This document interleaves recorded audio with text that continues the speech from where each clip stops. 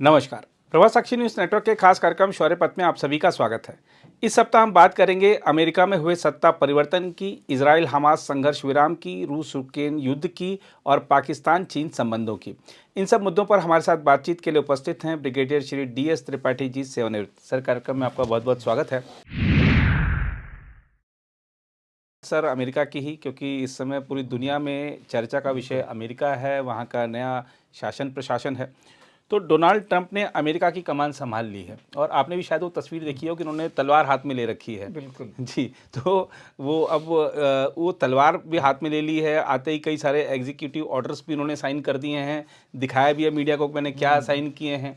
तो अब पूरी दुनिया इससे कितनी प्रभावित होने वाली, क्या असर पड़ने वाला है सर, अगर हम वैश्विक राजनीति या वैश्विक घटनाक्रमों की बात कर लें तो? देखिए, ट्रम्प तो पहली बार तो है नहीं जी। दूसरा टेन्योर उनका है। और पहले टेन्योर में ही उन्होंने काफ़ी कुछ दिखाया था। जी। और जितने मीडिया सेवी वो हैं, जी। आज तक इतना मीडिया सेवी कोई उनका राष्ट्रपति नहीं हुआ। जी। लेकिन इनके व्यूज़ भी अलग हैं, बाकियों से सबसे अलग रहे हैं। अमेरिका फर्स्ट नीति लेके पहले ही से चल रहे हैं। जी। और ये भी कहा जाता है कि पहले टेन्योर में ज़्यादा था कि ये बिजनेसमैन ज़्यादा थे जी। और स्ट्रेटजिस्ट कम थे। जी। लेकिन ओवर ए पीरियड 4 सालों में दोनों चीज़ों पर आ गए हैं जी। अब। और देखिए, इन्होंने जब से इलेक्शन जीते काफ़ी अच्छी मार्जिन से जीते, जी। ये क्यों भी है। और तभी से इन्होंने अपनी पॉलिसी तो पहले ही बता रखी थी और इन्होंने इलेक्शन के टाइम ही बता रखा था और उसी पर ये चल रहे हैं। और पहले ही दिन देखिए, इन्होंने 200 एग्जीक्यूटिव ऑर्डर साइन कर दिए। जी। एक जगह नहीं, 3 जगहों पर किया उन्होंने, अलग अलग जगह पर ये साइन किया है। जी। और जो कि मेरे हिसाब से जो बाइडेन तो पूरे टेन्योर में मेरे ख्याल से 160-170 इतने ही कुछ एग्जीक्यूटिव ऑर्डर साइन किए थे। तो उसमें 200 में से तो करीब 78-80 तो ऐसी हैं जो बाइडेन की पॉलिसीज़ इन्होंने बदली हैं जी। और अपनी चीज़ें ले आए हैं। लेकिन जो मेजर चेंजेस देखिए जो कर रहे हैं, उन्होंने ऑलरेडी अमेरिका फर्स्ट तो बोल ही दिया है। अब लोग ये कह रहे हैं कि क्या अमेरिका फर्स्ट का मतलब कहीं ये तो नहीं कि वर्ल्ड लास्ट है, दुनिया भी तो है साथ में, बाकी देश हैं। लेकिन वो कह चुके हैं कि वो शांति का माहौल चाहते हैं, लेकिन शांति का माहौल वो अपने को मजबूत करके करना चाहते हैं। जी। तो उन्होंने हर एक चीज़ में देखिए बोल दिया है कि रक्षा क्षेत्र से लेके हर एक चीज़ में वो बढ़ाएंगे। और इनफैक्ट उन्होंने रिक्रूटमेंट्स तो अभी सारी बंद कर रखी हैं जी। एक्सेप्ट रक्षा क्षेत्र की। जी। तो वो भी लेके वो चल रहे हैं जी। उसमें। दूसरा देखिए, इनका जो मेन चीज़ें थी जो उन्होंने किया, अगर आप दुनिया की बात करें तो वर्ल्ड लेवल में, तो एक तो उन्होंने इमिग्रेशन सबसे पहले शुरू से उनका है जी कि इमिग्रेशन, खासकर इलीगल इमिग्रेशन नहीं होने देंगे जी। और इसलिए मेक्सिको बॉर्डर के साथ उन्होंने इमरजेंसी डिक्लेयर कर दी है जी। तो एक वो भी है। लेकिन जो सबसे कंट्रोवर्शियल चीज़ है उसमें है कि जो उन्होंने बोला है कि सिटीजनशिप बाय बर्थ वाली जो चीज़ है जी वो नहीं रहेगी। बिल्कुल। हालांकि ये बड़ा कंट्रोवर्शियल तो है जी। क्योंकि देखिए और भी चीज़ें हैं, जैसे उन्होंने नौकरियों की बात की है कि अमेरिका फर्स्ट, उसमें भी जी। हालांकि आज की तारीख में अमेरिका में मैक्सिमम तो बाहर के लोग हैं। जी। उन्होंने एक ये भी चीज़ कही है कि वो जो ये अलाउंसेस मिलते हैं काम नहीं करने के, जी। या जो उन्होंने बोला है काम जी। नहीं करने के, जी। कि जो अनएम्प्लॉयमेंट अलाउंस मिलता है वो कहते हैं कि वो बंद करके लोगों को हम काम पर लाएंगे। जी।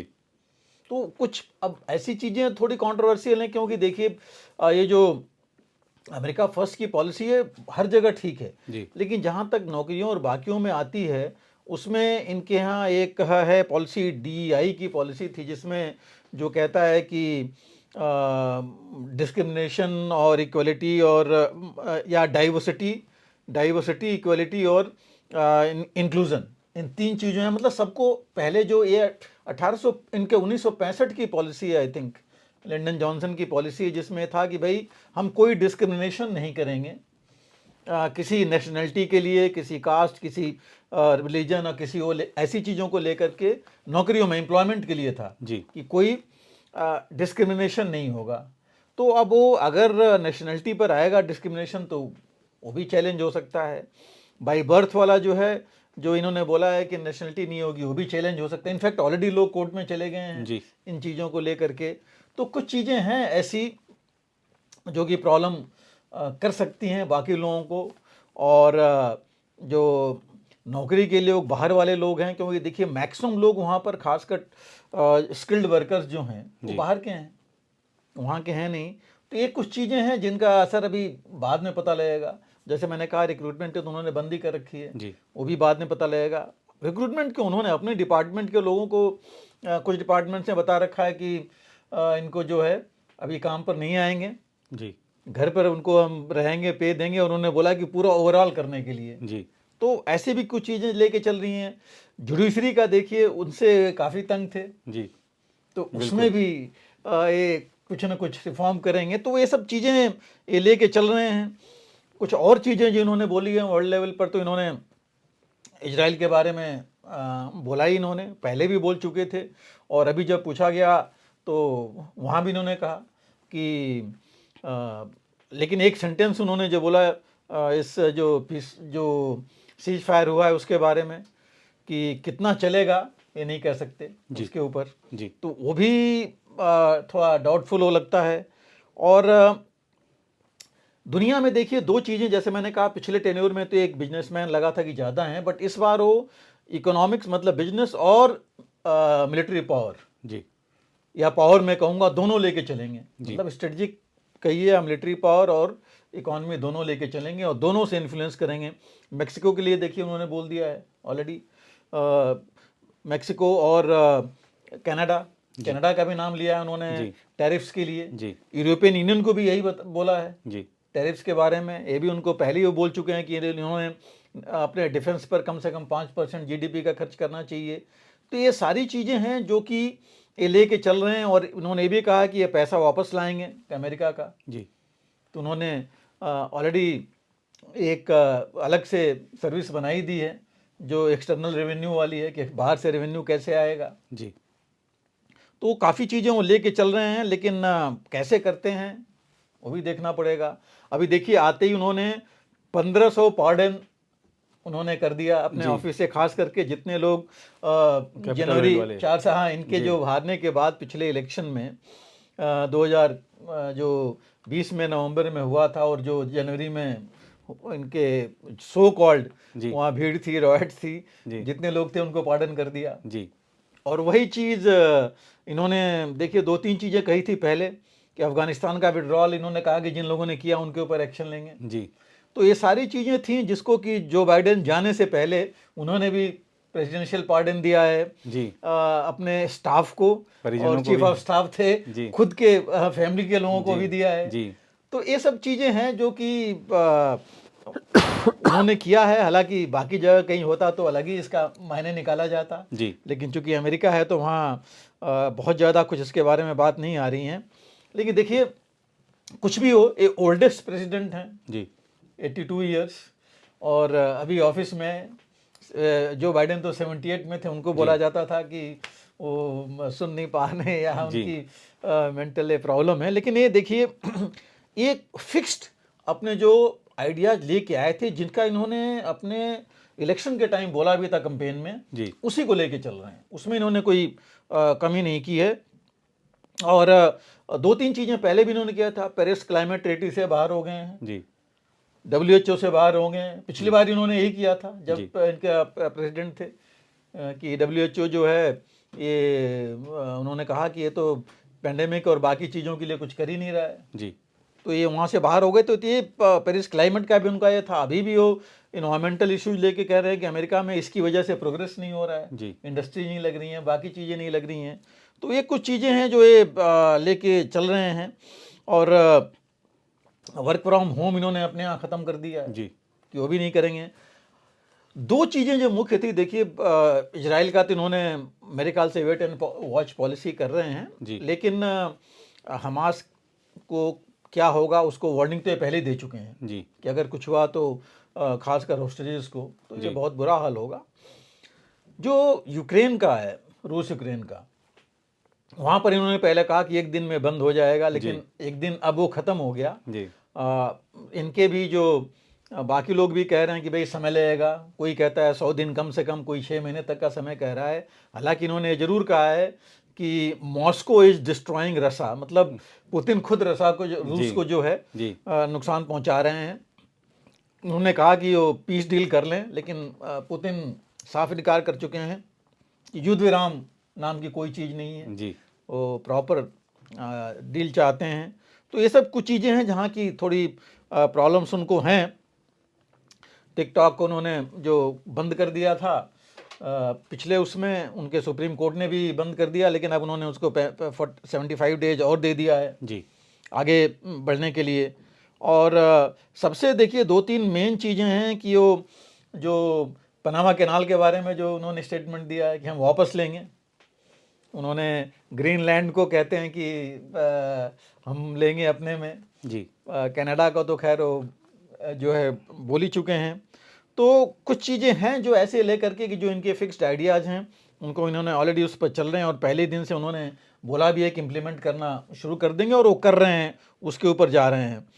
और वो जो एक्सटर्नल रेवेन्यू सर्विस है इसीलिए कि रेवेन्यू लाने के लिए उन्होंने कहा कि हम सबसे पहला काम है कि जो महंगाई कम करेंगे अपनी यहाँ पर। तो कुछ चीज़ें लेके चल रहे हैं और फोकस वो कर रहे हैं अमेरिका फॉर अमेरिकन्स, कि अमेरिका में जो है अमेरिकन्स का रहे। और जो बाकी चीज़ें हैं वर्ल्ड अफेयर्स में कितना होगा उसमें चीज़ें क्लियर नहीं हो रही हैं, खास करके नाटो को क्लियर नहीं है, बट नाटो और यूरोपियन यूनियन को पता है कि उनको अपना खुद देखना पड़ेगा डिफेंस जी। उन्होंने पहले ही बोल दिया था, देखिए इसके इजराइल और हमास के बारे में, कि it is not our war जी, इट इज़ देयर वॉर। जी। तो वहाँ भी बोल दिया। इन्होंने यूक्रेन का भी वही था, यूक्रेन और रूस के बारे में। तो ये कुछ चीज़ें थी जो कि पहले से ही लग रहा था कि ये इसके बारे में बहुत ज़्यादा एंथुसियास्टिक नहीं है। और इनके जो इन्होंने अपने कैबिनेट में जो मेन लोग हैं, सेक्रेटरी ऑफ स्टेट जिनको लिया है, देखिए उनके स्टेटमेंट्स भी पहले ऐसे ही थे जी। कोई चेंज नहीं है जो पहले था इलेक्शन के टाइम या अभी जो है या जीतने के बाद। और जो डिफेंस सेक्रेटरी हैं तो उन्होंने भी प्रायोरिटीज अपनी क्लियर कर दी थी। एनएसए माइक वॉल्ज हालांकि इन्वॉल्व थे जा करके उसमें, जो पीस डील हुई है इजराइल और हमास के बीच में, तो उसमें भी काफ़ी इन्वॉल्व थे, लेकिन अभी उन्होंने बहुत क्लियर नहीं किया कि आगे इन जो वर्ल्ड की ये सब चीज़ें हैं इनके ऊपर क्या करेंगे। चीन के बारे में उन्होंने ऑलरेडी, टैरिफ के बारे में तो ऑलरेडी बता दिया है जी। लेकिन इस पर आगे कैसे जाएंगे, क्या राइवलरी जो चीन और इनके बीच की आपस की थी वो आगे बढ़ती रहेगी जी। या कहीं ये रोक लगाएं। हालांकि ये मिलने की भी बात कर चुके हैं, पुतिन से भी मिलने की बात कर चुके हैं, और शी जिनपिंग को तो इनवाइट इन्होंने किया ही था जी। और इसके साथ ही देखिए इन्होंने जो आज की डेट में अमेरिका की जो मीडिया है वो भी डिवाइडेड है जी। कुछ लोग इनके साथ हैं, कुछ लोग लेके चल रहे हैं कि भगवान ही बचाएगा, वही वाली बात चल रही है कि कैसे होगा। तो वहाँ भी यही है। और जहाँ तक लोग तो अभी कहना शुरू कर दिए हैं कि क्या ये बिलियनियर्स जो हैं, जो अरबपति हैं, उनके गूगल के या इसके अमेजॉन के या एलन मस्क हैं, टेस्ला के, क्या ये लोग चलाएंगे पूरा? जी। देख करके तो अब अभी लोग यही समझ रहे हैं कि इसी तरह होगा। जी। तो ये सब कुछ चीज़ें नेगेटिव कुछ आ रही हैं लोगों को। जहाँ तक दुनिया की बात है, देखिए सबको पता है उनकी आइडियाज़, चाहे आप हम नाटो की बात कर रहे थे, यूरोप, रूस यूक्रेन लीजिए, चीन का लीजिए, मिडिल ईस्ट का लीजिए, भारत का लीजिए, तो उनकी आइडियाज़ उन्होंने पहले ही क्लियर कर रखे हैं इसके बारे में। पनामा कैनाल, ग्रीनलैंड, इन सब चीज़ों में वो अपने इंटरेस्ट लेके चलेंगे, इसमें कोई मतलब बड़ा साफ है। हाँ, क्यूबा का तो पहले ही उन्होंने वो कर रखा है। क्यूबा को देखिए उन्होंने जो ब्लैक लिस्ट थी इनकी, टेरर स्पॉन्सरिंग स्टेट से निकाल दिया जी। क्योंकि उन्होंने डील की है अमेरिकन प्रिजनर्स को वहाँ से लाने के लिए। जी। तो जैसे मैंने कहा कि इंटरेस्ट हो अमेरिका का लेके चलेंगे जी। और बाकी चीज़ें शायद वो नंबर 2 पर रखेंगे, उधर नहीं देखेंगे। अब क्वेश्चन 2-3 और आते हैं कि बाहर क्या होगा, नॉर्थ कोरिया में क्या होगा। नॉर्थ कोरिया में देखिए यही अकेले प्रेसिडेंट थे जी। अपने प्रेसिडेंसी में कि 2 बार जा करके मिले थे नॉर्थ कोरिया किम जोंग से, जी। लेकिन कोई खास बात आगे नहीं बढ़ पाई थी। जी। तो क्या अभी फिर बढ़ाएंगे वहाँ? जी। उसमें एक्शन लेंगे कि नहीं लेंगे, क्योंकि इन्होंने पहले अपने टेन्योर में बोला था कि साउथ कोरिया का सब कुछ डिफेंस से देख रहे हैं, जी इतने अमेरिकन ट्रुप्स हैं 22,000 के आसपास जी होंगे। तो उन्होंने कहा कि अब उसके एवज में साउथ कोरिया कम से कम $5 बिलियन पर ईयर दे जी अमेरिका को। जी तो ऐसी चीज़ें हैं, क्या वो उस पर चलेंगे या किस तरह आगे बढ़ेंगे, वो भी एक देखने वाली बात है। और नॉर्थ कोरिया अब और मजबूत हो गया है, पहले जैसा नहीं है 4 साल पहले जो था, 5 साल, क्योंकि वो रूस से मदद लेकर के आगे बढ़ चुका है जी हर एक चीज़ में। तो वहाँ भी है। और देखिए इनकी इंटरनल क्राइसिस भी हैं, कुछ इंटरनल में क्राइसिस तो क्या मैं प्रॉब्लम कहूँगा, जो ऑलरेडी चल रही है, जो इनको खुद भी देखना ही पड़ेगा। अब सबसे बड़ी चीज़ देखिए, सारे स्टेट्स में करीब आई थिंक 8 या 9 स्टेट्स में डेमोक्रेट्स हैं, ये तो रिपब्लिकन हैं, डेमोक्रेट्स हैं। अब वहाँ पर इनकी कितनी चलेगी, कितना इनकी पॉलिसीज़ वो इंटरनल पॉलिसीज़ वो चलने देंगे, एक वो भी सोचने की बात है। कैलिफोर्निया अगेन डेमोक्रेट्स हैं, और वहाँ पर की जो आग की सिचुएशन है आउट ऑफ कंट्रोल, कितनी ज़्यादा, इतना डैमेज हुआ वहाँ। जी और ये पहले ही ये उसके ऊपर बोल चुके थे कि टोटल फेलियर है एडमिनिस्ट्रेशन का, क्या करते हैं वहाँ पर, किस तरह का है। टैक्स कट करने की इन्होंने बात की है अपनी, जी कितना कम कर पाएंगे और उससे क्या इनका घाटा बढ़ेगा, जो ऑलरेडी 120 ट्रिलियन का है। लेकिन इनको फ़र्क तो पड़ता नहीं है, उनको तो पैसे की हम यहाँ बिलियन की बात करते हैं, वो तो ट्रिलियन से नीचे जाते नहीं है हर एक चीज़ में। फिर इन्होंने जो जैसे हम बात कर रहे थे कि जस्टिस डिपार्टमेंट को इन्होंने बोला कि ये भी डीप स्टेट बन चुका है, जी उसके ऊपर भी कार्रवाई करेंगे, किस तरह होगा, कैसे चलेगा। ब्यूरोक्रेसी को ये बोल चुके हैं कि ब्यूरोक्रेसी पॉलिटिसाइज्ड है। अब क्या खुद भी अमेरिका की ब्यूरोक्रेसी को खुद पॉलिटिसाइज करना चाहेंगे, जैसे मैं कह रहा था 2-3 डिपार्टमेंट्स का तो इन्होंने बंदी कर दिया है, जी उसमें से छटनी करेंगे, देखेंगे किसको लेना है, नहीं लेना है, क्या करना है। तो एक तरह से वही हुआ, बिल्कुल पॉलिटिकल जो ब्यूरोक्रेसी को पॉलिटिसाइज करना। हाँ, मिलिट्री को इन्होंने बोला है कि और ताकतवर बनाएंगे, जी तो वो चीज़ तो करेंगे ही करेंगे जो इन्होंने देखा है। और ये जनरली अगेंस्ट हैं ट्रंप कि मिलिट्री बहुत ज़्यादा बाहर डिप्लॉयड हो, जी क्योंकि वहाँ खर्च भी बहुत आता है। वो कहते हैं हमारे किसी काम के लिए है नहीं, वो हम उनकी सिक्योरिटी दे रहे हैं, उनको अपनी सिक्योरिटी खुद करनी चाहिए। जी तो उसमें भी पॉलिसी में कोई चेंज आ सकता है। और अभी मुझे लगता है कि एक चीज़ ज़रूर आएगी कि पहले जैसे मल्टीलैटरल ट्रीटीज़ करते थे, जी 1, 2, 3, 4 देशों से एक चीज़ के लिए, मुझे लगता है कि ये अमेरिका फर्स्ट और बाकियों का जैसे कहते हैं कि उन्होंने अपना देखना चाहिए, तो बजाय ज़्यादा मल्टीलैटरल ट्रीटीज़ ये यूनिलैटरल करेंगे जी कि हमारा इंटरेस्ट क्या है और आपका इंटरेस्ट क्या है, वो दोनों चीज़ें देख करके चलेंगे। यूनिलैटरल चीज़ ज़्यादा हो सकती है वहाँ पर। और जो मैं कह रहा था कि 7-8-9 स्टेट्स में डेमोक्रेट्स हैं, इनके यहाँ रेड एंड ब्लू चलता है, red Republicans and blue Democrats. जी तो ये रेड ब्लू में कैसे सामंजस्य स्थापित कर पाएंगे, ये भी एक चीज़ है इनको इंटरनल के लिए। इकॉनमी में जैसे है टैरिफ्स, तो ये बढ़ाएंगे ही, जी ऑलरेडी इन्होंने पहले ही बता दिया है, क्योंकि अभी इनका टोटल ट्रेड आप भारत के साथ बात कीजिए तो $118 बिलियन का ट्रेड है, जी हालांकि कम हुआ है पिछले कुछ सालों में, 2-3 साल में, पहले थोड़ा था, लेकिन बहुत कम फर्क नहीं है। लेकिन अभी भी करीब 36.8 मतलब 37 तकरीबन बिलियन डॉलर जो है इंडिया के फेवर में है, जी जो बोलते रहे हैं। उनकी नज़र इस पर है कि वो टैरिफ बढ़ाएंगे। और इंडिया से देखिए एक्सपोर्ट्स में बेसिकली तो जो चीज़ें वही हैं, खासकर इलेक्ट्रॉनिक्स एंड स्किल्स जो कि उनको चाहिए, वो चीज़ें ज़्यादा जाती हैं। और देखा जाए तो एफडीआई में जो इक्विटी आती है भारत में, उसमें थर्ड लार्जेस्ट अमेरिका से है। जी अभी कुछ विड्रॉल होने शुरू हो गए हैं, देखिए पिछले 2-3 दिनों में। तो ये कुछ चीज़ें हैं जो कि भारत पर असर डाल सकता है। लेकिन जो पोटेंशियल है भारत का, देखिए एक्सपोर्ट्स का, स्किल्स का, टेक्निकल चीज़ें हैं, इक्विपमेंट हैं, इलेक्ट्रॉनिक्स जो कि सस्ती हैं, जी तो उसका एक्सपोर्ट पोटेंशियल मेरे ख्याल से वो चलता रहेगा, उससे प्रॉब्लम नहीं पड़ेगी।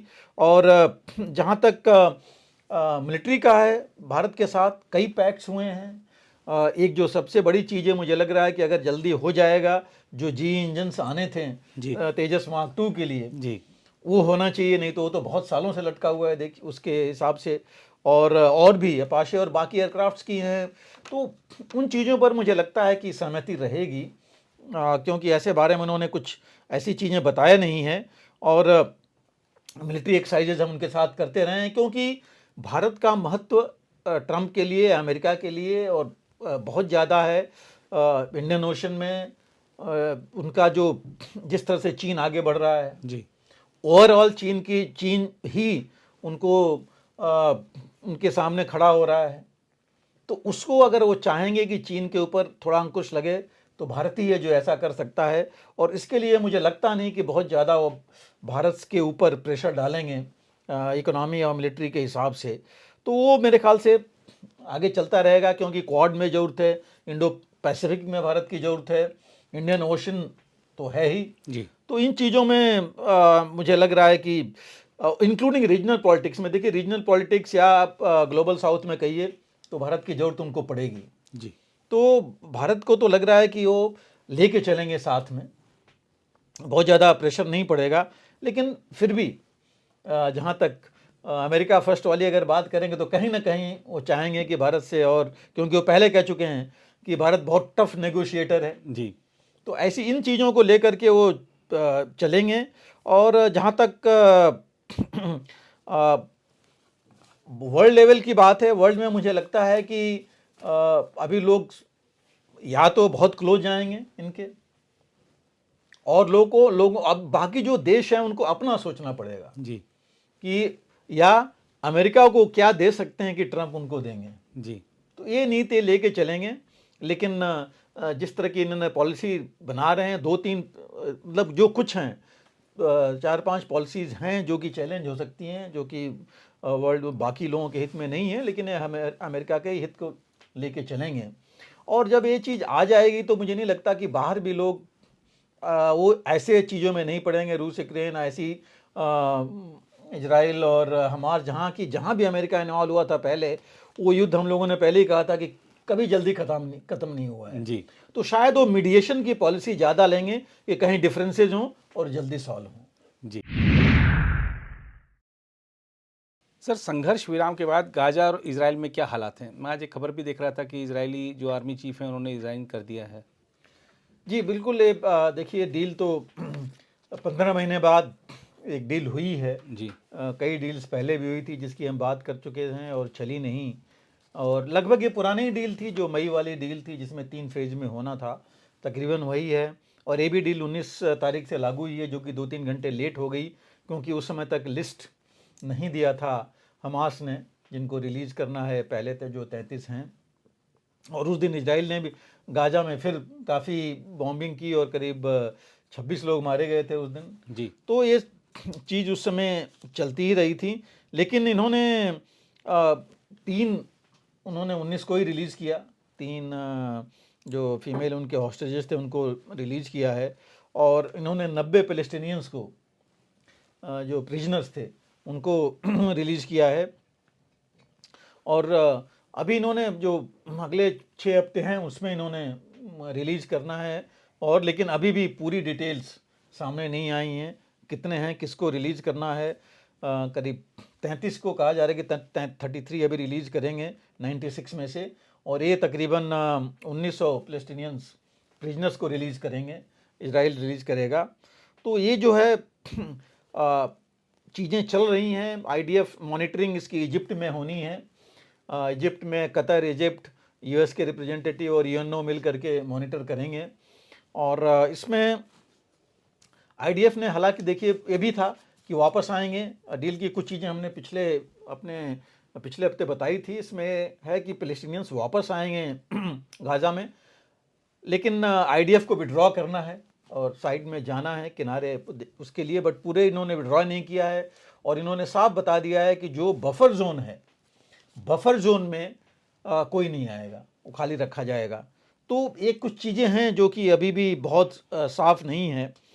और जहाँ तक आपने बात की इनके चीफ की रिजाइन करने की, तो उन्होंने तो रिस्पॉन्सिबिलिटी लेकर के किया है कि अक्टूबर वाला की हो गया। लेकिन देखिए अभी तक नहीं किया उन्होंने, अभी किया है, क्योंकि जब ये डील हुआ इस डील के बारे में एक चीज़ देखिए बड़ा साफ है, नेतन्याहू ने बहुत कुछ नहीं बोला है। जी जिस दिन कैबिनेट में पास हुआ, इनके डिफेंस मिनिस्टर और 2 लोग मतलब ऑलरेडी रिजाइन करके बाहर हो गए, राइट विंगर जो इनके सपोर्ट कर रहे थे, जी और अभी चीफ चले गए हैं। मतलब बहुत ज़्यादा इनको इसके ऊपर लोगों ने सपोर्ट नहीं किया है विद इन द कैबिनेट। इनके नज़दीक के लोग, हाँ, बाहर जो है नेचुरली लोग चाहते हैं, बहुत से हैं कि हॉस्टेजेस वापस आएँ हर हालत में। एक मेन चीज़ थी जिसके इनके खिलाफ लोग, इन्हीं के लोग खड़े हो रहे थे। जी तो वो एक चीज़ है जो चलेगी। लेकिन अभी जो पैलेस्टीनियंस हैं वो वापस भी आएंगे तो कहाँ आएंगे? जी पूरा एरिया तो वहाँ खंडर हो चुका है,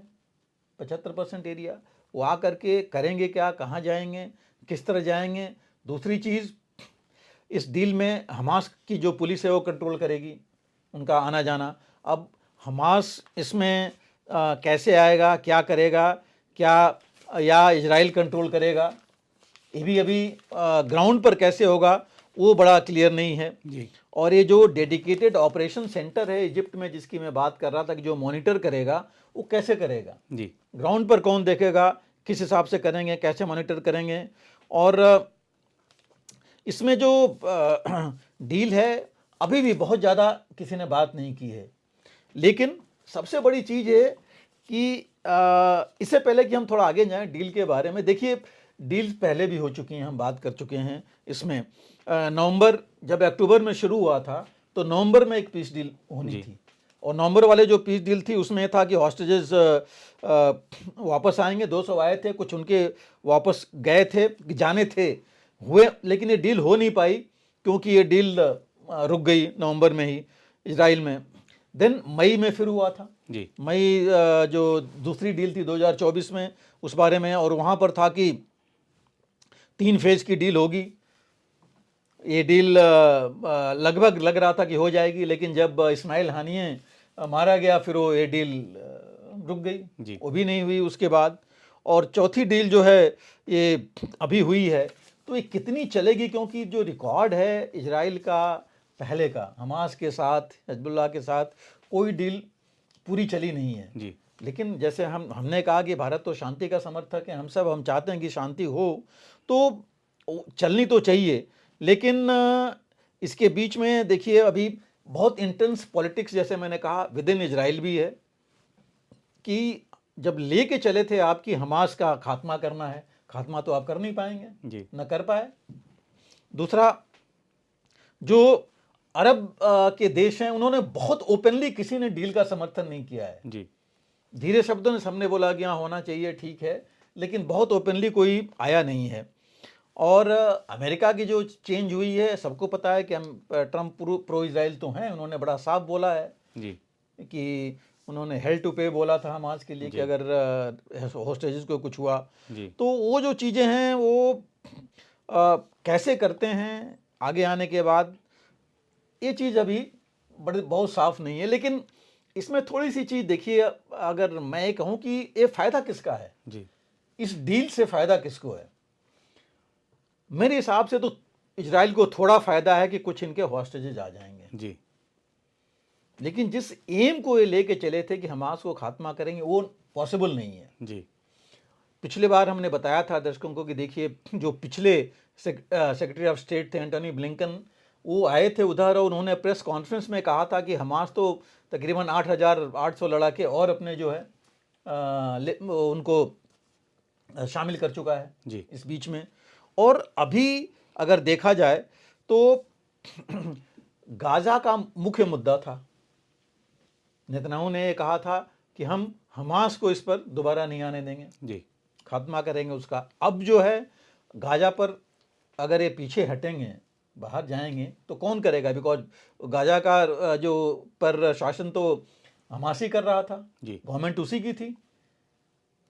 पैलेस्टीनियन अथॉरिटी की बात हो रही है, लेकिन वो जाएंगे कैसे? उनको अभी कौन शासन संभालने देगा वहाँ पर? जी और जो ये पीरियड है उसको लेकर के हमास हॉस्टेजेस की लिस्ट भी नहीं दे रहा है, ना क्लियर अभी बता रहा है। जी प्लस उसके मौका मिल जाएगा अपनी चीज़ संभालने का, वो अपने रिक्रूटमेंट कर सकता है, भले वो अपनी मिलिट्री विंग को ज़्यादा आगे नहीं बढ़ाए, जी लेकिन जो लड़ाके हैं बाकी हैं उनकी संख्या तो बढ़ा ही सकता है वो। अपने जो जगह उसकी निकल चुकी है उसको और आगे उस पर आगे वो जा सकता है। और जो उसका फोकस है वो रिकॉन्स्ट्रक्शन के नाम पर फोकस लगाएगा और उसके बीच में अपना भी आगे बढ़ता रहेगा, अपने आप को बढ़ाता रहेगा, क्योंकि इनका रिकॉन्स्ट्रक्शन हर एक चीज़ तो एड और असिस्टेंस पर है, और एड और असिस्टेंस जब आएगी तो उसमें ये कुछ भी आ सकता है वहाँ से। जी। पैलेस्टीनियन अथॉरिटी जो है वो कैसे गाजा पर फोकस करे, क्योंकि वो तो अभी वेस्ट बैंक में ही है मेन। जी। हालांकि वो तो हमेशा पैलेस्टीनियन अथॉरिटी अगर देखा जाए तो वो तो शुरू से इजराइल के साथ रहे हैं। मतलब इजराइल की सुनते रहे हैं, उसको सिक्योरिटी में मदद करते रहे हैं गाजा में और बाकी इलाके में। लेकिन क्या हमास उनको आगे आने देगा? फाटा है, फाटा ही अगर उसके उनकी पैलेस्टीनियन अथॉरिटी के पीछे तो फाटा है जो ग्रुप है, लेकिन कैसे कर पाएंगे ये जो है बहुत बड़ी चीज़ है। लेकिन एक ये बड़ा मौका जरूर है हमास के लिए, जो कहते हैं रेस्ट एंड रिकूप के लिए जी, वो उनको मौका जरूर मिल गया है, जिससे वो अपने आप को आगे बढ़ा सकते हैं। और अगर आगे बढ़ना है शांति प्रस्ताव पर, तो बाकी मॉनिटरिंग और बाकी चीज़ें कैसे करेंगे, उसके लिए इनको या तो जो पैलेस्टीनियन अथॉरिटी फाटा है उनको और हमास को एक साथ लाना पड़ेगा। लेकिन वो एक साथ आ पाएंगे नहीं आ पाएंगे ये भी देखने की चीज़ है। कितना प्रेशर इजराइल पर डालते हैं ट्रंप जी, इस डील के लिए, और ईरान क्या करेगा, बिकॉज ईरान चुप तो बैठेगा नहीं। जी, तो ये कुछ चीज़ें हैं जो कि एक क्लियर नहीं है। मुझे नहीं लगता कि डील, जैसे हमने पहले कहा था, कि बहुत आगे तक बढ़ पाएगी, क्योंकि नेतन्याहू अगर चुप बैठ गए जी, तो उनका सपोर्ट बेस फिर ख़त्म होगा जी, कि हमास का खात्मा तो कर नहीं पाए, और हमास और आगे अगर बढ़ गया उसको जो गाजा में जो चीज़ चाहता था वो मिल जाएगा, फिर ये आगे कुछ नहीं कर पाएंगे। जी, तो एक तो ये दो बाकी पावर्स हैं, और मुझे अगेन मैं दोबारा यही कहूँगा कि गल्फ स्टेट्स जो हैं, मिडिल ईस्ट के बाकी जो स्टेट्स हैं जो अभी चुप बैठे हैं या दबी जबान से बोल रहे हैं, उनको आगे आकर के ये मौका लेना चाहिए कि इजराइल के साथ भी संबंध सुधारें।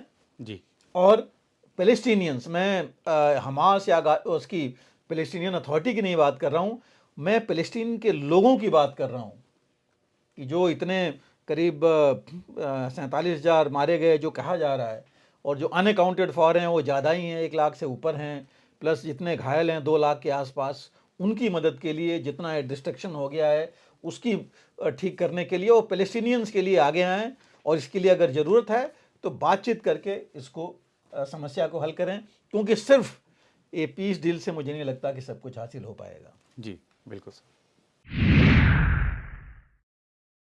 सर। रूस यूक्रेन युद्ध पर ताज़ा अपडेट क्या है, और जिस तरीके की अटकलें चल रही हैं, तमाम तरह की खबरें आ रही हैं कि अब युद्ध विराम कभी भी हो सकता है, युद्ध समाप्त हो सकता है। अगर युद्ध विराम होता है तो किन शर्तों पर होगा?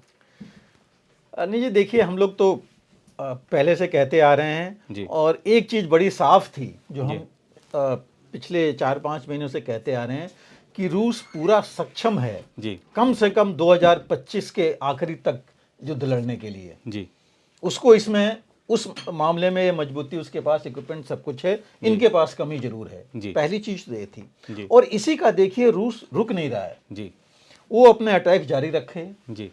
जेलेंस्की जरूर बीच बीच में ड्रोन्स और बाकी हैं, बिकॉज इनके पास अब ड्रोन्स में ये काफ़ी सस्ते और ज़्यादा ड्रोन्स बना पा रहे हैं, तो वो लेकर के जरूर अटैक कर रहे हैं रूस के ऊपर, लेकिन बहुत कुछ असर नहीं हो रहा है। और जब हो रहा है जो भी, उससे ज़्यादा नुकसान पुतिन इनका कर रहे हैं वहाँ पर। जी। अब जैसे 100-150 ड्रोन्स जा रहे हैं, उसमें से वो कहते हैं कि 60-65 हमने मार गिराए, बट 30-40 भी जा रहे हैं, कोई नुकसान तो कर रहे हैं। उसी तरह इधर भी है, इधर इन्होंने ज़्यादा इंटरसेप्ट कर लेते हैं कुछ। और अभी 3 दिन पहले देखिए रूस ने बोला है कि 2 और इनके गांव इन्होंने, जो पोक्रोस का इलाका है उसके 7-8 किलोमीटर के अंदर ही 2 गांव और कैप्चर कर लिया है जी। और लोग इलाका छोड़ के अभी भाग रहे हैं यूक्रेन के। तो यूक्रेन में ये आगे बढ़ रहे हैं, इसमें कोई दो राय नहीं है।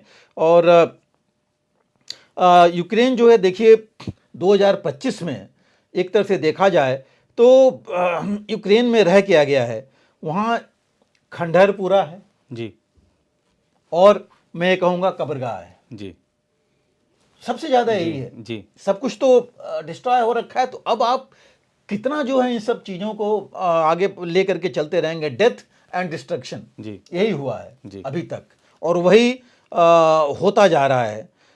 तीसरी चीज जो आ गई है कि इनके खुद के, अब पहले कम आता था, अभी इनके वेस्टर्न मीडिया में भी आ रहा है कि इनके जो सैनिक हैं यूक्रेन के, जी वो भगोड़े हो रहे हैं, छोड़ के भाग रहे हैं। जी आज की जो न्यूज़ में कल परसों देख रहा था, वेस्टर्न मीडिया की न्यूज़ है, इनफैक्ट न्यूयॉर्क टाइम्स की में भी लिखा है कि 2 लाख जो इनके भगोड़े सैनिक हैं उनके ऊपर यूक्रेन केस चला रहा है जी डेजर्शन का। जी तो आप समझ सकते हैं कि कितना बड़ा मैग्नीट्यूड है ये। जी और ये न्यूज़ अब धीरे धीरे आ रही है। जी तो मुश्किल तो हालात हैं वहाँ। और जहाँ तक वो है फ्यूचर, जो सिविलियंस हैं वहाँ, वो भी देख रहे हैं कि फ्यूचर बहुत कुछ है नहीं हमारा। जी और वही चीज़ इन सोल्जर्स का है। वो भी कह रहे हैं, वो क्यों वापस भाग रहे हैं वहाँ से, कहते हैं हम तो मर रहे हैं वहाँ और हमारा कुछ हासिल भी नहीं हो रहा है, जी कुछ मिल भी नहीं रहा है। और इनके जो कमांडर्स हैं वो और ज़्यादा दुखी हैं, तो वो इनका कुछ कर नहीं रहे हैं, न इनको स्ट्रेटेजिक कुछ चीज़ें मिल रही हैं बाकी, तो ये भाग रहे हैं वहाँ से। जी तो इन चीज़ों को लेकर के देखिए बड़ा मुश्किल तो है ही वहाँ। अभी इंग्लैंड का एक कोई उनका नेशनल था जो लड़ रहा था यूक्रेन की तरफ से, जिसको रूस ने कैप्चर किया है। जी तो ऐसी कुछ चीज़ें जब आएंगी तो और मुश्किल होगा वहाँ पर हालात में। और अभी जो एक इसी महीने, पिछले महीने ही यूक्रेन ने, इस महीने में ही यूक्रेन ने अपने 2 जनरल्स और एक कर्नल को उन्होंने डिटेन किया है जी क्योंकि उनका पर इल्ज़ाम है कि वो जो है खार्किव में जो काउंटर अटैक किया रूस ने, तो वो छोड़ के भाग गए आधा हिस्सा और रूस ने कब्जा कर लिया। जी तो ये चीज़ अब सामने आ रही हैं, तो वो दिखा रही हैं कि नुकसान तो यूक्रेन का ही हुआ है और होता जा रहा है। तो इस हिसाब से अब लगता नहीं कि युद्ध अभी जल्दी ख़त्म होगा। आप देखिए फ्रांस के राष्ट्रपति मैक्रोन ने बोला है कि नहीं लगता कि युद्ध इतनी जल्दी ख़त्म होगा, उनका खुद का कहना है ये। और जहाँ तक अमेरिका का है, देखिए ट्रम्प तो बोल ही चुके हैं। जी और अभी उनके जैसे लेफ्टिनेंट जनरल जो कीथ केलॉग को उन्होंने अपना इन्वॉय बनाया था, इंटरलॉक्टर बनाया था यूक्रेन और रूस के लिए, वो भी कह चुके हैं, वो 100 दिन की बात कर रहे हैं। कुछ लोग उनके यहाँ भी एडमिनिस्ट्रेशन में कह रहे हैं कि भाई 6 महीने भी लग सकते हैं कि जिस हिसाब से चीज़ें चलनी है बातचीत का। हालांकि ट्रंप ने ज़रूर कहा है कि मैं पुतिन से मिलूंगा और उसके लिए जो है मामले तय हो रहे हैं, उसके लिए माहौल बनाया जा रहा है। तो ये चीज़ें आ तो सकती ही हैं। इसी बीच में देखिए जो इंग्लैंड के प्राइम मिनिस्टर स्टारमर, वो गए थे, अनअनाउंस्ड विजिट थी। जी उन्होंने 100 साल का एक उनसे एग्रीमेंट साइन किया है, जी ट्रीटी की है। अब वो कहने के लिए तो बहुत अच्छा है, 100 साल की पार्टनरशिप एग्रीमेंट किया है, जिसमें बेसिकली हेल्थ और सिक्योरिटी, मिलिट्री ट्रेनिंग और बाकी चीज़ों की इन्होंने बात की है इन जनरल। बट वो इन जनरल कर सकते हैं क्योंकि यूरोपियन यूनियन से तो अब अलग हैं वो, तो अपना ये कर सकते हैं। उन्होंने ऑलरेडी हालांकि काफ़ी उन्होंने दिया हुआ है, आई थिंक 15 या 16 बिलियन डॉलर उन्होंने दे रखे हैं यूक्रेन को, और जर्मनी के बाद उन्हीं का नंबर है, और तीसरा नंबर अमेरिका पहले, फिर उनका है। तो ये एड देने के लिए है सब कुछ। और एक वो फ्रेमवर्क बना रहे हैं, Baltic Sea, Black Sea of Azov, इनको कैसे जो है वहाँ पर इनकी मदद करेंगे कि उनको सिक्योर किया जा सके। लेकिन देखिए ये तो बातें बात की हैं जी। सो ये 100 ईयर पार्टनरशिप में। और जहाँ तक मुझे लगता है कि अब जो है यूरोप को भी लग रहा है कि यूक्रेन किसी भी हालत में हो, कोई संधि होती है, रिकॉन्स्ट्रक्शन तो होगा, और सब हर एक आदमी उस रिकॉन्स्ट्रक्शन में अपना हिस्सा चाहेगा कि वही है जहाँ पर उनका कुछ बन सकता है। और वो बनाने के लिए वो बेसिकली लेंगे वही चीज़ें यूक्रेन से, जो इनका ग्रेन्स मार्केट है, इनके पास जो रेयर अर्थ्स हैं, और उन रेयर अर्थ्स में देखिए कोल से लेके बाकी जो एरिया है, रूस उन पर सबसे पहले कब्जा करना चाहता है डोनेट्स्क रीजन में जो हैं। तो ये कुछ चीज़ें हैं जिनको देख के लिए इतनी जल्दी लगता नहीं है। लेकिन सबसे बड़ी बात यह आएगी कि अगर पीस कीपिंग फोर्स रखी जाती है दोनों के बीच में, यूक्रेन और इनके बीच में, तो कौन होगा वो जी, किसकी होगी? अमेरिका तो रखना नहीं चाहेगा, ट्रम्प तो बहुत पहले बोल चुके हैं, तो फिर होगा कैसे? कंसेशंस जो देना चाहेंगे पुतिन, तो साहब अब आज भी कल भी पुतिन ने ही कहा जी, कि हम अपने टर्म्स पर बातचीत करेंगे। तो ये चीज़ें कैसे होंगी इतना आसान नहीं है कि जो एक दिन में हो जाएगा। और अभी देखिए इसमें ईरान की भी एंट्री हो चुकी है जी। रूस ईरान ने अभी पिछले महीने ही कॉम्प्रिहेंसिव पार्टनरशिप एग्रीमेंट किया था, जी। क्योंकि ईरान को अमेरिका से डर है। हालांकि रूस इन्वॉल्व है, लेकिन उसको चाहता है कोई शील्ड तो रहेगा जी। उसके पास। ड्रोन्स आ रहे हैं, शायद ड्रोन्स वहीं से आए हैं, जब अब वो हज़ारों की संख्या में रूस में बन रहे हैं। जी। वहाँ से आने के बाद उसने मिसाइल्स भी दी हैं। 2023 में 2,500 शायद ड्रोन्स थे। 2024 में ये आंकड़ा जो है यूरोपियन यूनियन का है कि 11,000 ड्रोन्स इस्तेमाल हुए हैं, यही शायद। तो आप समझ लीजिए कि कितना है, और अभी और ज़्यादा हैं। क्रूज मिसाइल्स की बात वहाँ से हो रही है। तो ये ट्रंप एडमिनिस्ट्रेशन के लिए भी थोड़ी मुश्किल की चीज़ तो होगी जी। और ख़ासकर न्यूक्लियर एंगल पर, जी। कि अगर रूस से मदद मिलने लगेगी। अफ्रीका एक जगह है जहाँ पर कि रूस अपने पैर आगे बढ़ा रहा है। यूरोपियन यूनियन देखिए कई जगह से फ्रांस और जर्मनी को वापस होना पड़ा, अमेरिका का उतना ज़्यादा है नहीं। तो वहाँ पर रूस जानबूझ के एंटी वेस्ट मूवमेंट कर रहा है। जी। तो ये सब चीज़ों को लेकर के बाहर जो है वो प्रेशर अपना बढ़ा रहा है। तो उस सबका इफेक्ट जो है यहाँ के पीस डील पर पड़ना है।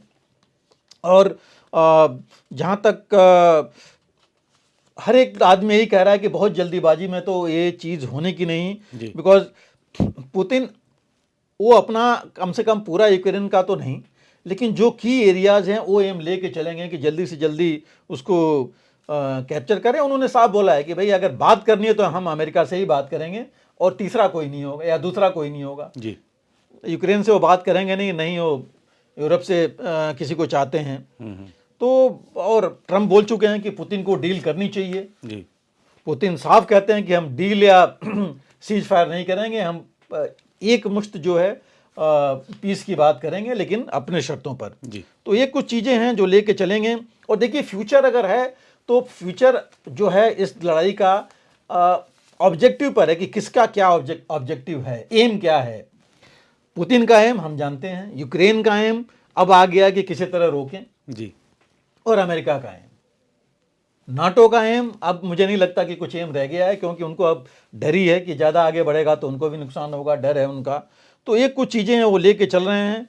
अब सिचुएशन क्या हो सकती है, यूक्रेन भी कहे कि नहीं ठीक है ये डील हमारे हिसाब से नहीं है तो हम तो ऐसे ही लड़ते रहेंगे, एक ऑप्शन वो आ सकता है। रूस जो है फिर ऐसे ही छोटे छोटे जीतता रहेगा, आगे बढ़ता रहेगा, और इनको हेल्प मिल सकती है यूरोपियन यूनियन से, बट कितना देंगे, कहाँ तक देंगे वो भी मुश्किल है। मैक्सिमम यूज़ इनको अपने जो लोकल ड्रोन्स और बाकी चीज़ें कुछ मिसाइल्स बना रहे हैं वो करना पड़ेगा। कितना बना सकते हैं, कैसे कर सकते हैं, वो भी मुश्किल है। या ये नाटो और अपने लोगों को बोल सकते हैं कि गुरिल्ला वॉरफेयर करें, रूस के अंदर जा कर के कुछ ऐसी चीज़ें करें। तो वो सब चीज़ें हैं, या रिकंस्ट्रक्शन प्लान की बात करें अपनी कि हमें मिले, ये सब चीज़ें हों। तो ये कुछ चीज़ें चल सकती हैं, लेकिन देखिए ये अगर करेंगे तो सबसे ज़्यादा नुकसान इन्हीं का होगा, और एरिया जाएगा, इनके लोग मरते रहेंगे, इनका इंफ्रास्ट्रक्चर नुकसान सारा होता रहेगा। दूसरा है कि रूस कहे कि नहीं मैं ही नहीं करूँगा, मैं कंटिन्यू करूँगा, तो वो भी उनके लिए भी थोड़ा मुश्किल होगा, क्योंकि यूक्रेन अगर इरेगुलर जैसे गुरिल्ला वॉरफेयर टाइप करेगा तो इनका नुकसान तो होता ही रहेगा। सैंक्शंस हट तो कर ही रहे हैं, मुश्किल में इनको डाले ही हुए हैं, कब तक ये लेके चलते रहेंगे उसके हिसाब से वो मुश्किल है। तीसरी चीज़ जो इम्पोर्टेंट हो सकती है कि अगर यूक्रेन ने न्यूक्लियर कैपेबिलिटी ले ली और उस चीज़ को बार्गेनिंग स्टूल पर ले आया, तब मामला दूसरा हो सकता है। तो ये कुछ जो सिनेरियो है, लेकिन इस सिनेरियो अगर हुआ, यूक्रेन न्यूक्लियर पावर हासिल कर गया, तो वो जो है बैलेंस ऑफ पावर पूरे रीजन का बदल जाएगा। तो लेकिन मुझे लगता है कि पुतिन बात अपने एक एम अचीव करने के बाद कुछ एरिया जिनको चाहिए उसके बाद जो है वो करेंगे। क्रीमिया अपने पास रखेंगे, डोनेट्स्क रीजन देखिए बहुत इंपॉर्टेंट रीजन है, रेयर अर्थ मिनरल्स पर वो अपने पास रखेंगे, वो उसको छोड़ना नहीं चाहेंगे। निप्रो का इलाका है चाहे खार्किव का इलाका है, वो इलाका नहीं छोड़ना चाहेंगे। नाटो को नहीं चाहेंगे, न्यूट्रल चाहेंगे यूक्रेन। तो इन सब चीज़ों को लेकर के, और यूरोपियन यूनियन में वो डर दिखाना चाहेंगे अपना कि हम आगे भी बढ़ सकते हैं, ये भी कर सकते हैं। तो इस चीज़ों को लेके आगे बढ़ सकते हैं। इसके अलावा जैसे मैंने कहा उनको अपनी इकॉनमी का भी डर है और अपने लोगों के ऊपर उन्होंने उनको भी दिखाना है, बिकॉज उनके भी देखिए धीरे धीरे रूस का पॉपुलेशन भी त्रस्त हो चुका है, वो नहीं चाहता है कि इस तरह की लड़ाई चलती रहे। जी तो ये चीज़ें हैं जिनको लेकर के उनको भी आना पड़ेगा बातचीत के लिए और इसका समाधान ढूंढना पड़ेगा। जी बिल्कुल सर। सर, पाकिस्तान में चीन द्वारा बनाया गया सबसे बड़ा हवाई अड्डा चालू हो चुका है, इसका क्या महत्व है? देखिए हमें देखना पड़ेगा ये बना कहाँ है। बना तो गवादार में ही है जी। और गवादार पोर्ट जो है वो भी चीन ने ही डेवलप किया है जी। और ये एयरपोर्ट भी वो पाकिस्तान का सबसे बड़ा है, इसमें कोई वो नहीं है जी। लेकिन ये जो है ये जो इनका CPEC कॉरिडोर है, चाइना पाकिस्तान इकोनॉमिक कॉरिडोर, और BRI belt and road initiative जो चीन की है उसी का हिस्सा है। और ज़रूर ये लेट हुआ है, देखिए 2023 में होना था लेकिन ये 2025 में इनॉग्रेट हुआ है, तैयार हो गया था 2024 में, पिछले साल।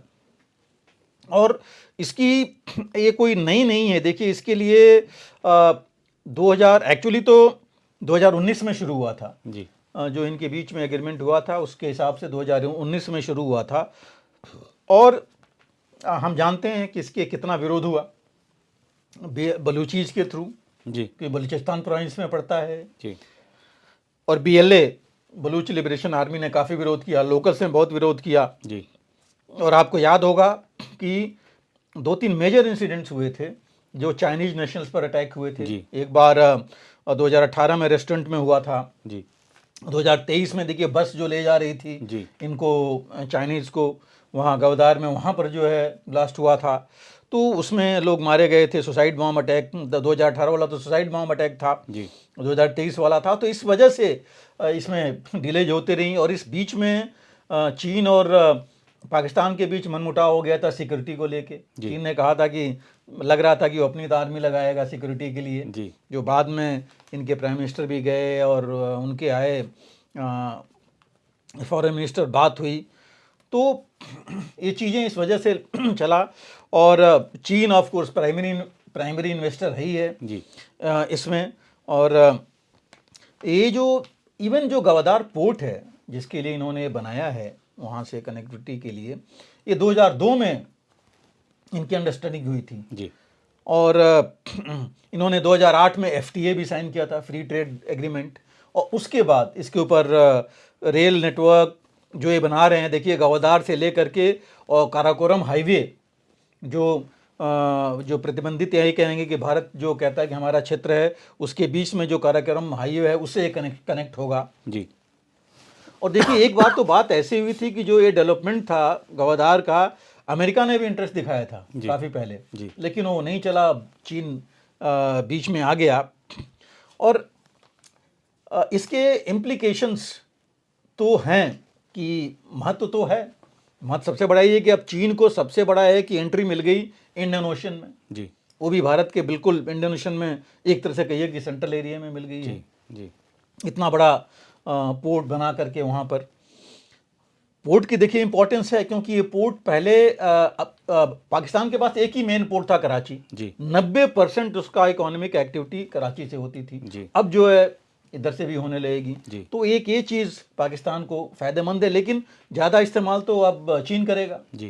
क्योंकि उसको बाकी कंट्रीज और बाकी जगह जाने के लिए एक रेल लिंक मिल जाएगी, उसके बाद पोर्ट लिंक उसको मिल जाएगा। जी। लेकिन देखिए भारत के लिए इम्प्लीकेशन जरूर ज़्यादा है। जी। क्योंकि अब जो है एक और सिक्योरिटी कंसर्न बन गया। जी। सुरक्षा के लिए, भारत को अपनी सुरक्षा के लिए यहाँ पर देखने के लिए लैंड में था ही पाकिस्तान की मदद कर रहा था, मेरी टाइम में डायरेक्ट आ गया वो। जी। इसके साथ, क्योंकि सिर्फ पोर्ट तो है नहीं। जी। वहाँ पर जैसे आपने देखिए बाकी जगह किया है, यहाँ भी उसके सर्वेलेंस और बाकी इंस्ट्रूमेंट्स रहेंगे। जी। तो अब जो है भारत को ज़्यादा फोकस डालना पड़ेगा अपनी सिक्योरिटी पर। जी। वो दोनों लैंडलाइन और मेरी टाइम। जी। इंडियन ओशन से लेकर के बाकी जगह पर, क्योंकि चीन के साथ साथ अभी तक एक और चीज़ देखिए, कुछ भी था इंडियन ओशन भारत के नाम से है और उसमें भारत का दबदबा था। जी। बाकी देश भारत की तरफ ही देखते थे वहाँ किसी भी चीज़ के लिए। अब अगर चीन आ जाएगा तो कुछ देश जो प्रो चीन के साथ हैं अब तो चीन की तरफ देखेंगे। जी। कि चीन हमारी मदद करेगा और वो भरोसा लेके चीन जो है आगे और अपनी एक्टिविटी बढ़ाएगा। जी। वहाँ पर उस इलाके में।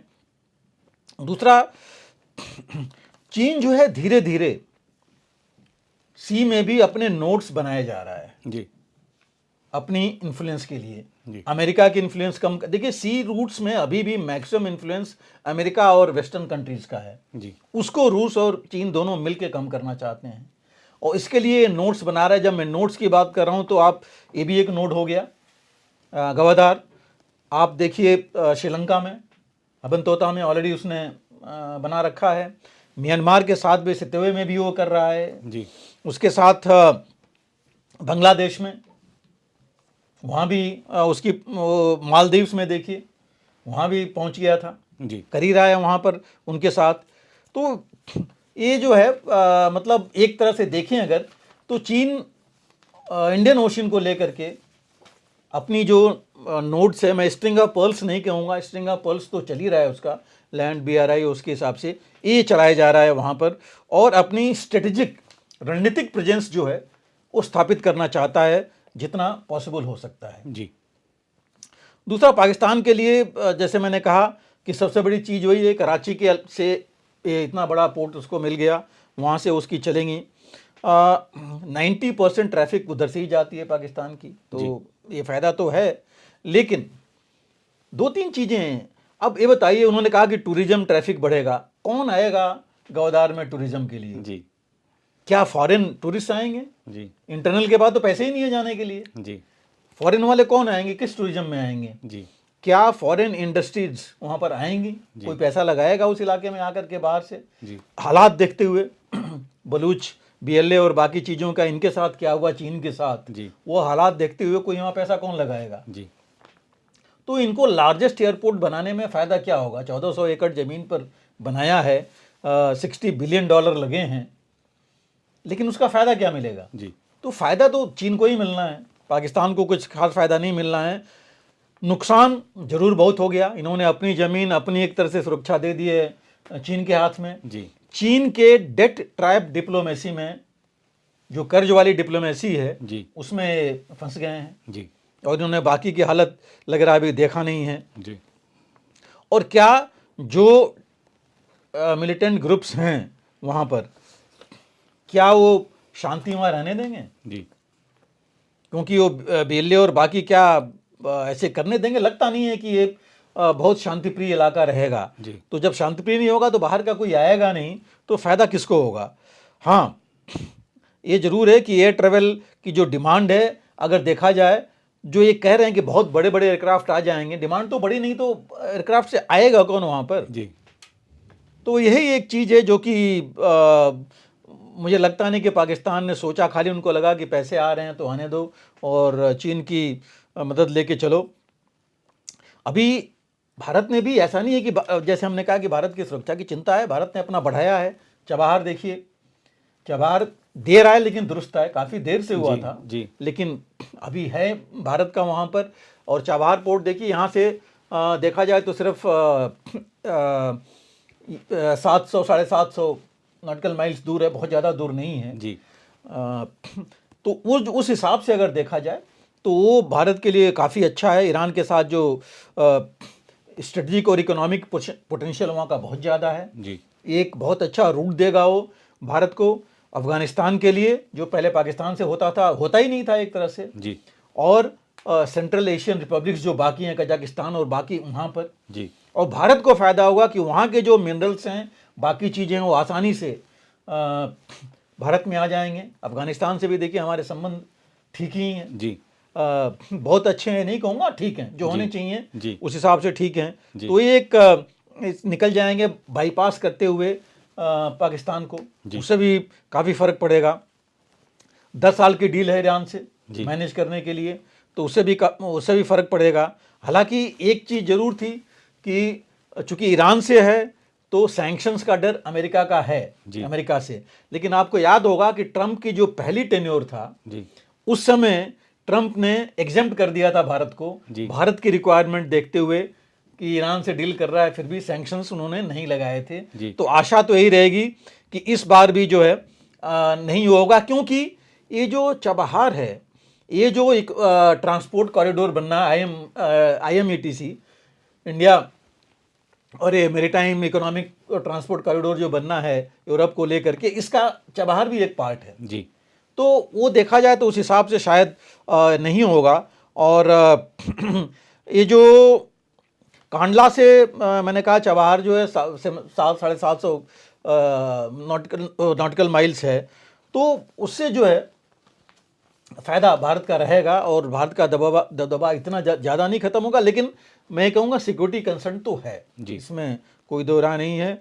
और भारत ने भी देखिए चीन के लिए ऐसा नहीं कि अगर हम कहें कि नहीं भारत कुछ नहीं किया है, इंडोनेशिया में एक डीप सी पोर्ट भारत ने बनाया है वहाँ पर जी। जो सबांग में है, जो कि स्टेट ऑफ मलक्का को ऑब्जर्व कर सकता है आराम से और हमारे अंडमान एंड निकोबार आइलैंड्स के नज़दीक है। जी। ओमान से एग्रीमेंट किया है, उनके नेवल जो फैसिलिटीज़ हैं वहाँ पर अपना जो स्टेट ऑफ हार्मूज के नज़दीक हैं वहाँ भी अपनी प्रेजेंस भारत ने रखी है जी। इसके साथ ही भारत ने जो क्वाड है उसमें मेंबर है ही है। मालदीव्स के साथ भी संबंध सुधर रहे हैं, अभी आपने देखा उनके प्रेसिडेंट भी आए, उनके एक नहीं दो बार, और उनके फॉरेन मिनिस्टर भी आए, हमारे फॉरेन मिनिस्टर गए, तो धीरे धीरे लग रहा है कि वहाँ भी होगा।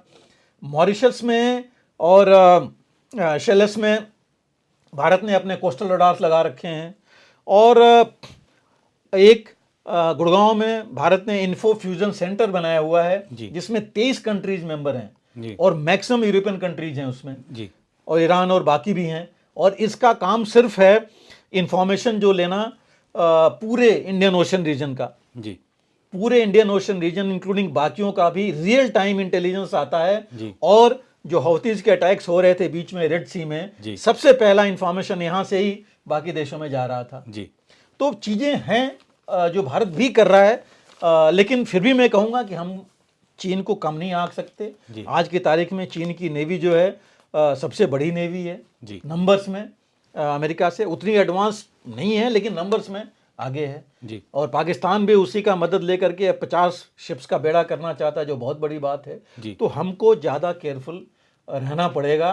पोटेंशियल मुझे नहीं लगता कि इसका कुछ मतलब है पाकिस्तान के लिए। हाँ, ट्रेड के लिए ज़रूर, जैसे मैंने कहा, उनको फ़ायदा हो सकता है, लेकिन पाकिस्तान से ज़्यादा फ़ायदा चीन को होगा और भारत को थोड़ा और अपनी सिक्योरिटी पर, सुरक्षा यंत्र को और मजबूत करना पड़ेगा। जी बिल्कुल सर। और आज के कार्यक्रम में सर आपने डोनाल्ड ट्रंप के शासन का देशी और विदेशी नज़रिए से क्या प्रभाव पड़ने वाला है इसका आपने विस्तार से वर्णन किया। और इजराइल और हमास के बीच संघर्ष विराम हो चुका है, लेकिन इसका भविष्य क्या रहने वाला है, अभी वहाँ पे क्या हालात हैं, इसके बारे में आपने जानकारी दी। रूस यूक्रेन युद्ध के ताज़ा अपडेट के अलावा आपने क्या युद्ध विराम संभव है और जो अमेरिका सोच रहा है रूस के बारे में, जैसा सर ने बताया कि वो कह रहे हैं कि जो मॉस्को है वही रूस को ख़त्म कर रहा है, तो ये दिखाता है कि अमेरिका की सोच क्या है और वो कहाँ तक इसमें मदद कर पाएगा। इसके बारे में भी सर ने विस्तार से जानकारी दी। और जो ग्वादर एयरपोर्ट है उसका पाकिस्तान को क्या लाभ होगा, क्या हानि होगी, और भारत के नज़रिए से ये जो एयरपोर्ट है ये कितना महत्व रखता है, भारत को क्या सतर्कता बरतनी होगी, इसके बारे में भी आपने सर विस्तार से जानकारी दी। आज के कार्यक्रम को भी सर आपने काफ़ी ज्ञानवर्धक बनाया है। आप इस चर्चा से जुड़े सर, आपका बहुत बहुत धन्यवाद। फिलहाल इस कार्यक्रम में इतना ही। बाकी देश दुनिया की खबरों के लिए बने रहे आप प्रभा साक्षी के साथ। अगर आप भी लेना चाहते हैं देश दुनिया की तमाम जानकारी तो आज ही सब्सक्राइब करें हमारे चैनल को। साथ ही नीचे दिए बेल आइकन को जरूर दबाएं ताकि हर अपडेट आप तक पहुंच सके।